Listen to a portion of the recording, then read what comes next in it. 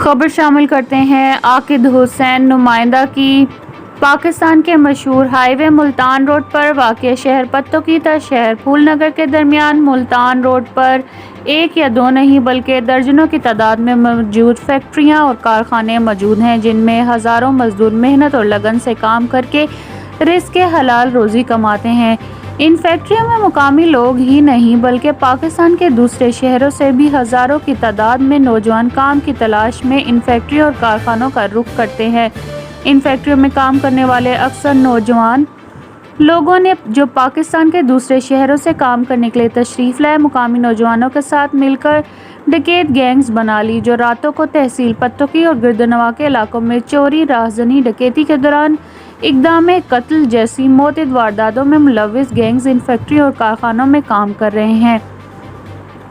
ہماری اپیل ہے کہ شہریوں کو تحفظ فراہم کیا جائے اور قصور پولیس سے مطالبہ کیا کہ ان ڈکیت گینگز کے خلاف سخت سے سخت کارروائی کی جائے۔